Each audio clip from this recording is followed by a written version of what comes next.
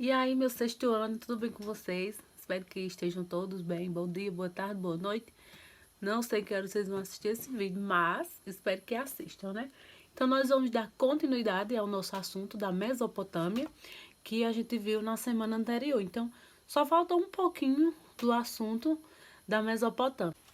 Então, nós vamos falar um pouco sobre a economia da Mesopotâmia, né? A economia da Mesopotâmia era uma economia agrária, né? Totalmente, a base era a agricultura. E os principais produtos cultivados eram linho, trigo, cevada, enfim, outros produtos.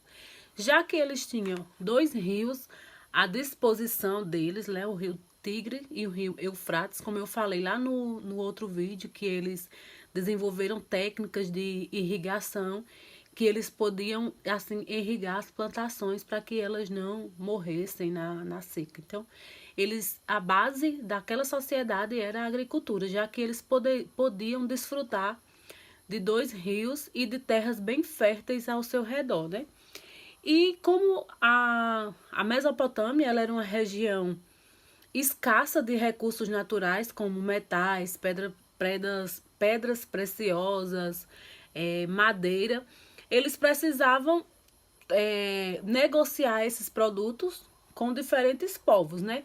E eles negociavam em forma de trocas, já que na época ainda não existia a moeda, não existia dinheiro. Então, as formas de negociação eram através das trocas. Eu troco um produto que eu tenho, eles trocavam um produto que eles tinham por algo que eles não tinham. Então, o rio, além dele ser importantíssimo para a agricultura, ele também era uma espécie de estrada, porque através dos rios eles conseguiam se locomover e assim praticar o seu comércio. A Mesopotâmia, no geral, ela era formada por dois grandes grupos, né? A gente viu lá no início aquela pirâmide toda do povo da Mesopotâmia, mas a gente pode resumir isso em dois grandes grupos: os grupos de escravos e os grupos de pessoas livres. Esses escravos não eram como aconteceu aqui no Brasil, a escravidão dos africanos por conta da cor da pele, que eram julgados inferiores. Não. A escravidão na Mesopotâmia ela não funcionava dessa forma. Os escravos geralmente eram prisioneiros de guerras, quando eles entravam em algum conflito, em alguma batalha, e o exército perdedor, geralmente algumas pessoas ficavam de escravos. Ou eles poderiam ser escravos também, caso a sua família, alguém da sua família o vendesse para um mercador de escravos, então a pessoa ela acabava virando ali como se fosse uma mercadoria e ela virava escravo. E o outro grupo era o grupo das pessoas livres.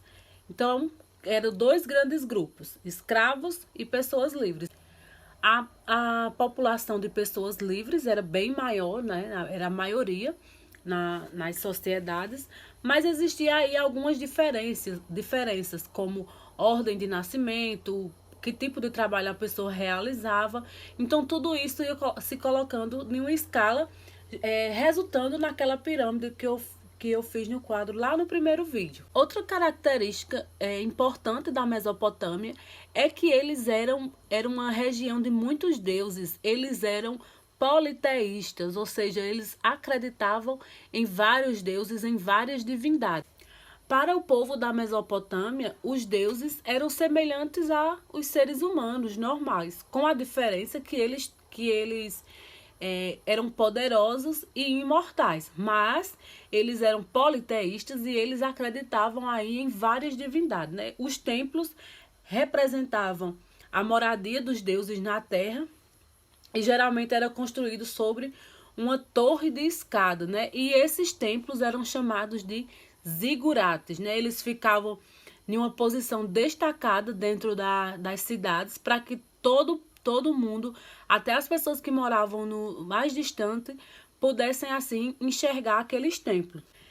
Existe uma história aí que fala que o maior zigurate que se conhece foi a Torre de Babel. Não sei se vocês já ouviram falar nessa história da Torre de Babel.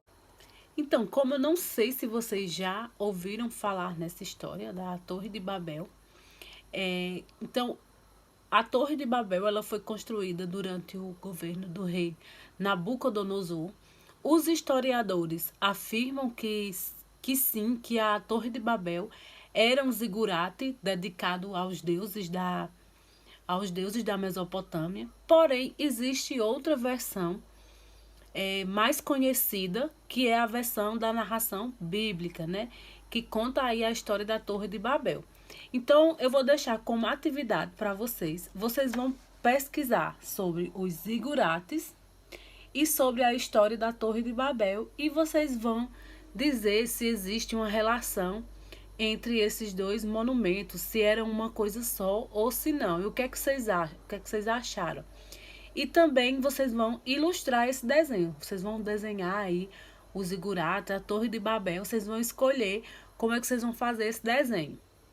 Então, vocês, relembrando, vocês vão pesquisar sobre o zigurate e sobre a Torre de Babel e vocês vão ver na pesquisa de vocês se existe uma relação entre esses dois, se é verdade essa história, o que aconteceu e como aconteceu. Então, é isso. Um beijo para todo mundo e até a próxima.